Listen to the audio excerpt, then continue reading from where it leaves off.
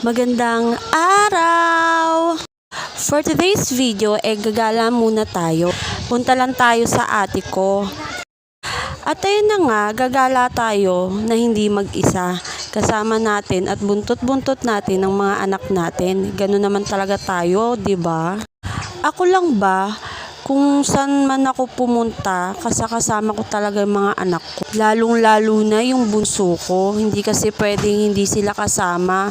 Kawawa naman. Wala naman silang ginagawa sa bahay. At ayun na nga, minsan lang kaming lumabas. Lalabas man kami, pupunta lang kaming grocery, palengke, school. Yun lang, pero yung gagala kami kung saan-saan, minsanan lang naman talaga. Ayun na nga, pumunta nga kami sa ate ko, wala pa akong almusal niyan, kaya gutom na ako. Dumayo din pala ako diyan para maghugas ng motor ko. 'Di ba nga ang hirap nga dun ng space sa bahay. Kahit yung labas namin, hindi ka pwedeng maglinis-linis ng motor kasi nga ang sick. Shoutout pala dun sa may-ari ng tawag doon, yung nililinis nga ng motor. Yung maghuhulog ka na lang 5 piso, tapos boom, may may pang-spray ka na ng motor, o diba? Ang lakas-lakas. Talagang tanggal ang mga dumi ng motor mo kasi malakas talaga yung pressure ng Nahiya nga ako dyan kasi kada punta ko dyan sa kanila, ang dumi-dumi talaga ng motor ko. Wala kasi, no choice talaga ako. Kesa naman magpalinis ako, tapos pagdating naman sa bahay, maalikabukan lang, madudumihan lang, diba? Sayang naman yung 70 pesos. Dyan, sulit na. Siguro ko dyan, naka 15 pesos lang, o diba? Linis na yung motor ko. Dadayo na lang ako ulit. Kada punta ko na lang, dyan na lang ako maglilinis, o diba? Makamura pa ako. Share ko lang pala sa inyo, itong motor ko na to, Honda Click to.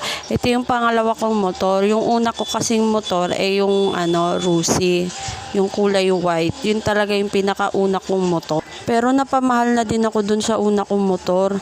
Kaso, na-stuck nga lang ulit. Ginagamit ko naman yun dati. Yung motor ko na yon, sobrang mahal na mahal ko yon kasi doon ako natuto at doon ako nag-umpisa. Nung nag-online seller nga ako, yun talaga yung yung tumulong sa akin. Syempre, pag nag-deliver ako ng mga orders, yun talaga yung ginagamit ko. At ayun na nga, nalulungkot ako kasi nga, na-stuck na naman siya, hindi na naman siya napapansin. Ganun kasi yun pag hindi mo siya nagagamit, lalo siyang nasisira. Ganun pa man, syempre, mahal ko yun at mapapaayos ko rin yun.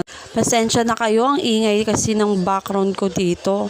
Mga bata kasi, yun talaga yung struggle pag nag-voice over ka. Dapat may space ka talagang tahimik. Kaso, dito sa lugar ko, dito sa bahay, imposible namang tahimik. Pasensya na po. At ayan na nga, balik na nga tayo dito sa motor ko. Ayan, malapit-lapit na rin ako matapos dyan. Nilinisan ko ng maayos yan.